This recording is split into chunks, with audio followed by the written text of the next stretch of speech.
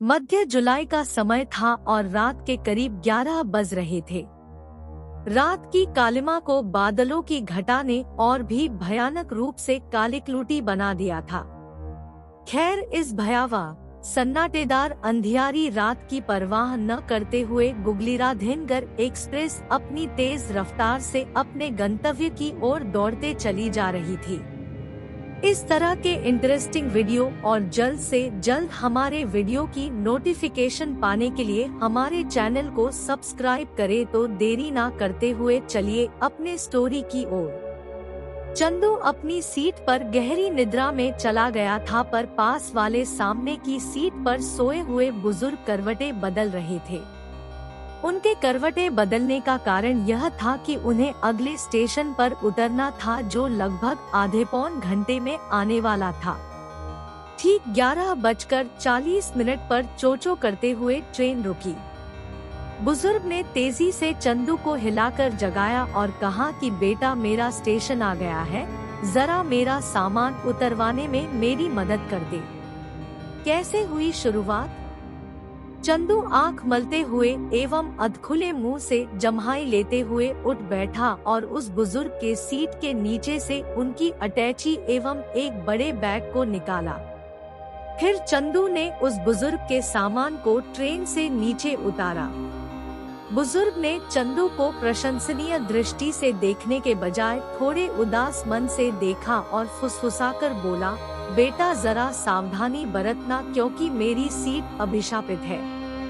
लगभग 12 बजने को है। अच्छा होगा कि अपने स्टेशन पर उतरने तक तू जगा ही रह।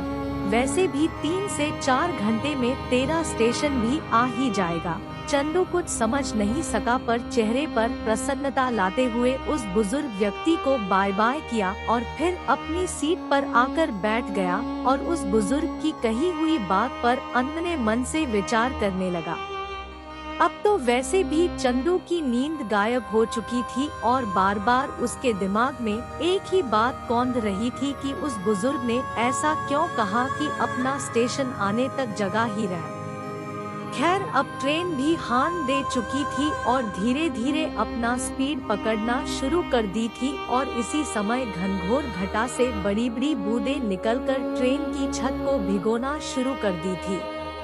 5 मिनट भी नहीं बिता होगा कि ट्रेन भी अपनी पूरी स्पीड में आ गई और बारिश भी। जी हाँ, हल्की हवा के साथ जोरदार घर्रघराहट के साथ बारिश, जिससे हल्की हवा भी साय साय करने लगी थी। चंदू के आसपास की सीटें लगभग खाली ही थी, क्योंकि उसके डब्बे में उस बुजुर्ग के सिवा कोई और था ही नहीं और वे बुजुर्ग भी चंदू को थोड़ी दिमाग पर जोर डालने वाली बात बताकर पिछले स्टेशन पर उतर चुके थे। बाकी के सभी यात्री तो पहले के ही स्टेशनों पर उतर चुके थे। खैर, चंदू डरने वालों में से नहीं था। उसने सोचा कि लगभग 3 से 4 बजे तक उसका स्टेशन आ ही जाएगा, तो क्यों नहीं जगकर ही यह समय काट लिया जाए। उसने बुजुर्ग के उतरने के समय जलाई हुई बत्तियों को वैसे ही जलने दिया था, पर अब मात्र एक बत्ती को छोड़कर बाकी बत्तियों को बुझा दिया तथा सीट पर ऐसे लेटा कि उसका मुंह सामने की सीट की ओर हो और आंखें बंद कर कुछ गुनगुनाने की कोशिश करने लगा। ट्रेन अपने प्रियतम से मिलने को आतुर किसी मदमस्त नवयौवना की तरह बारिश की परवाह न करते हुए, सरसराते हुए, तेज गति से लोहे की पटरियों को बेरहमी से कुचलते हुए दौड़ी चली जा रही थी। अचानक तेज बिजली कौंधी और डिब्बे की खिड़की में लगे कांच को पार करते हुए डिब्बे में कुछ पल के लिए ऊंजियार कर रफूचक्कर हो गई। आखिर कौन थी वो लड़की?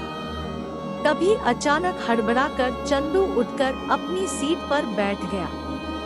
उसे ऐसा लगा कि कोई व्यक्ति तेज कदमों से उस डब्बे में आया हो। अरे यह क्या? वह कुछ समझे उससे पहले ही एक नवयुवती एक अटैची लिए धड़ाम से आकर उसके सामने वाली सीट पर बैठ गई। मंद प्रकाश में वह बहुत ही खूबसूरत लग रही थी, पर साथ ही वह पूरी तरह से भींगी हुई थी और उसके बालों की लटों से पानी भी टपक रहा था। चंदू कुछ समझे कुछ बोले उससे पहले ही उस नवयौवना ने अपनी अटैची खोली और उसमें से तौलिए को निकालकर अपने सर को पोंछने लगी। अपने बालों में तौलिए को फिराते हुए मंद प्रकाश में उसका गुलाबी चेहरा और भी खूबसूरत लग रहा था।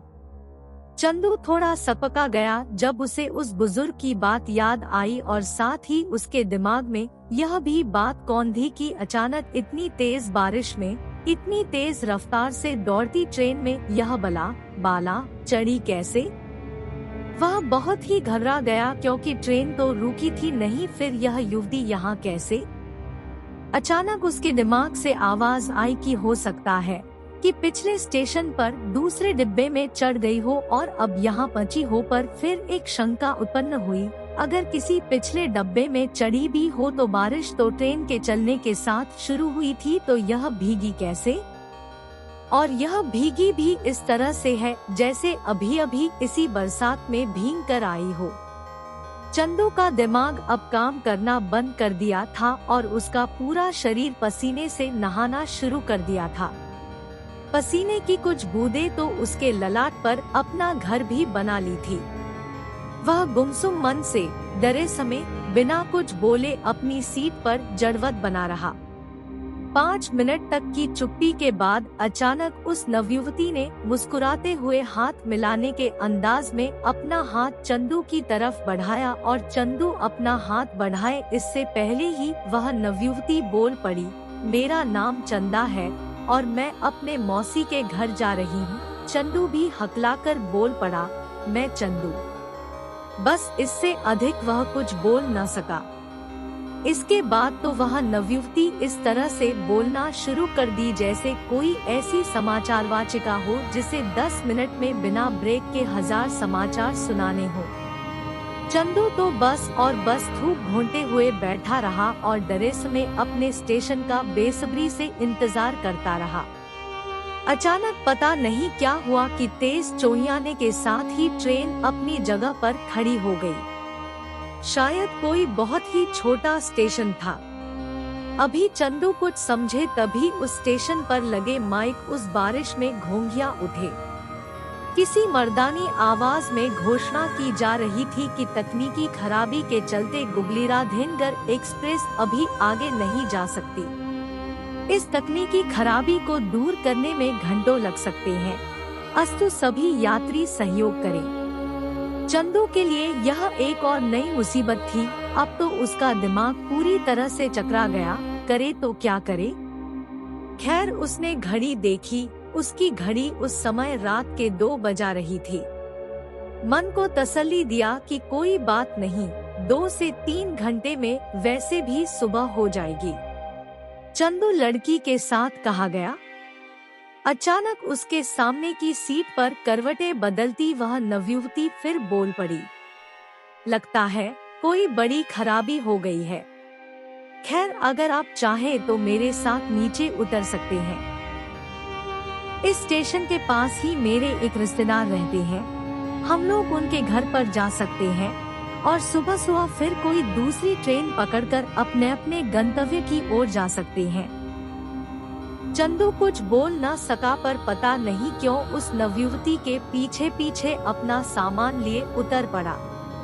तेज बारिश में अपने तेज कदमों से छप छप करती हुई स्टेशन के बाहर जाती हुई वह नवयुवती और बेसुध सा उसके पीछे बेमन से घसीटकर चलता हुआ चंदू। लगभग 5 से 7 मिनट चलने के बाद उस नवयुवती ने एक घर के बाहर लगी घंटी बजाई।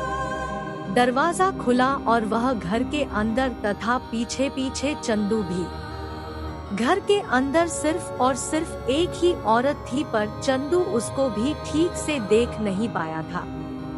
खैर घर के अंदर पहुंचते ही साथ आई नवयुवती चंदा ने एक तौलिया लाकर चंदू को दिया तथा साथ ही कुछ अच्छे रात्रिकालीन शयनकालीन महंगे पहनावे तथा साथ ही हौले से मुस्कुराते हुए बोली कि आप आराम से अपने कपड़े बदल लो, तब तक मैं चाय बनाकर लाती हूँ। अब चंदू कुछ सहज महसूस कर रहा था पर डरा हुआ तो अभी भी था। उसने धीरे से बोला कि चाय की आवश्यकता तो नहीं लग रही, पर पता नहीं फिर क्या सोचकर बोला, अच्छा थोड़ा चाय पिलवा ही दीजिए। लगभग 10 मिनट भी नहीं बीते होंगे कि वह नवयुवती चंदा शयनकालीन खूबसूरत मादक पोशाक में बिखरे बालों के साथ दोनों हाथों में चाय की 2 प्याली लिए हुए मादकताभरी चाल के साथ उस कमरे में दाखिल हुई और मुस्कुराते हुए एक प्याली चंदू की तरफ बढ़ा दी। कंपाते हाथों को संभालते हुए अपने दाएं हाथ को बढ़ाकर चंदू ने कैसे भी प्याली ले ली और उसे आहिस्ते से होंठ से लगाकर चाय की चुस्की लेने की कोशिश करने लगा। अभी चंदू चाय की प्याली को पूरी तरह से खत्म भी नहीं किया था कि उसे एक बहुत ही अजीब व भयानक चीज देखने को मिली। चंदू ने शीशे में क्या देखा? वह जिस कमरे में था उसमें एक बड़ा सा दर्पण लगा हुआ था। अचानक जब उसकी नजर उस दर्पण पर पड़ी तो क्या देखता है कि उस दर्पण में उसे एक अति भयानक एक आँख वाली प्रेतनी दिखाई दी, जिसके बाल पूरी तरह से बिखरे हुए और चेहरा बहुत ही विभत्स था। वह तो पूरी तरह से घबरा गया क्योंकि उसके पास बैठकर चाय की चुस्की लेने वाली चंदा तो बहुत ही मोहक थी, आकर्षक थी, खूबसूरत थी और उन दोनों के सिवा तो उस कमरे में कोई था भी नहीं। फिर क्या? उसने हनुमान जी का नाम लेते हुए अपने को संभाला और चाय को खत्म करके प्याली चंदा की ओर बढ़ा दिया। चंदा ने अपनी प्याली पहले ही खाली कर दी थी। फिर वह हौले से उठी और उन दोनों प्यालियों को लेकर घर के अंदर चली गई। उसके जाते ही चंदू ने फिर उस दर्पण की ओर देखा, पर अब उस दर्पण से उस भूतनी का चेहरा गायब था। अब तो चंदू को उस बुजुर्ग की बात फिर से याद आ गई और वह समझ गया कि वह बुजुर्ग क्या कहना चाहता था।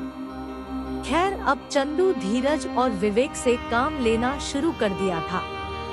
अब उसने बिना देर किए अपनी अटैची से तुलसी की माला निकालकर गले में पहन लिया तथा साथ ही दुर्गा सप्तशती की पुस्तक भी निकालकर अपने सिरहाने रख लिया। अरे यह क्या? प्याली रखने के बाद जब चंदा आई तो थोड़ा सहमकर चंदू के पास न बैठकर थोड़ा दूर ही खड़ी रही और कातर दृष्टि से चंदू की तरफ देखते हुए उससे वह माला निकालकर दूर फेंकने का इशारा की।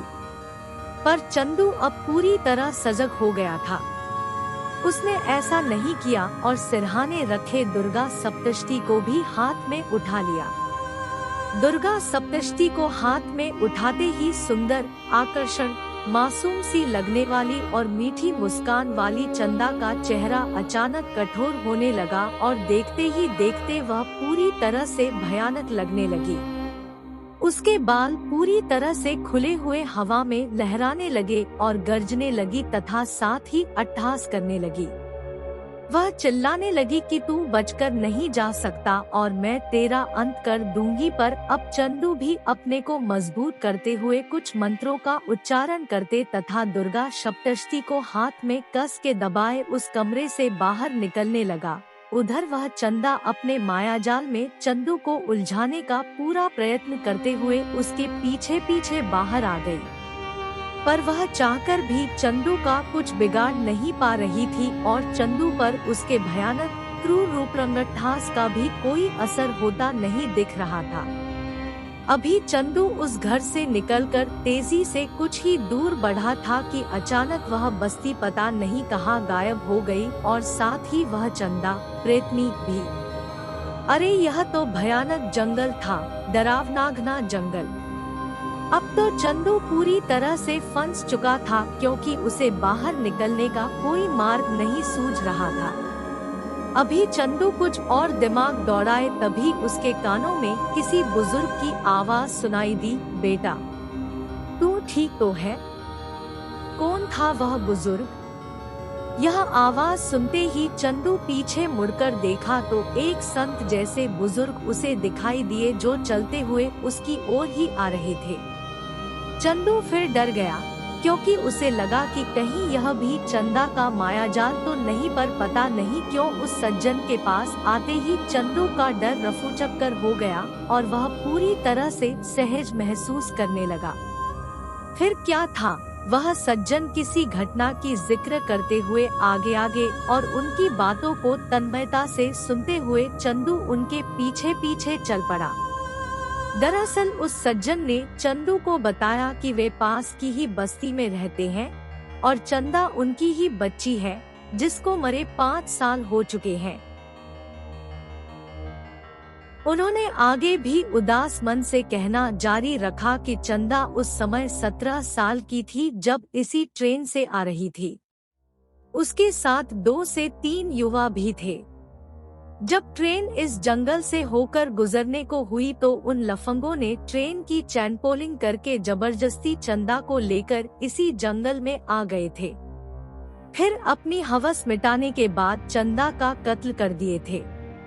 तभी से चंदा मरकर भी जीवित है और इस ट्रेन से आने वाले उस सीट पर बैठे जिस पर तू बैठा था किसी भी युवा को बहलाकर अपने मायाजाल में उलझाकर यहाँ उतार लेती है और फिर उसको मार देती है। उस सज्जन ने यह भी बताया कि दरअसल ट्रेन जहाँ रुकी थी वहाँ न कोई छोटा स्टेशन है और न ही कोई घोषणा ही होती है, पर रात के समय उस सीट पर बैठे किसी भी युवा को वह छोटा स्टेशन दिखाई देता है और साथ ही ट्रेन के वहाँ रुकते ही घोषणा भी सुनाई देती है। यह सारा काम चंदा द्वारा किया जाता है। खैर उस सज्जन ने यह भी बताया कि अगले महीने वे गया जाकर कुछ अनुष्ठान करना चाहते हैं, पिंडदान करना चाहते हैं ताकि चंदा की भटकती आत्मा शांत हो जाए और किसी निर्दोष का अहित न करे। उन्होंने यह भी बताया कि वे अपने गाँव-घर में उसकी आत्मा की शांति के कई अनुष्ठान कर चुके हैं पर वह शांत होने का नाम नहीं ले रही है, इसलिए वे गया जाकर पिंडदान करना चाहते हैं। खैर चंदू तो बच गया पर उन दुष्ट आताताइयों के कुकर्मों ने कितने ही मासूमों की बलि चढ़वा दी थी। सही करें, सत्कर्म करें, कुछ भी ऐसा ना करें जिससे आपको या समाज को किसी भी प्रकार की किसी विपत्ति का सामना करना पड़े।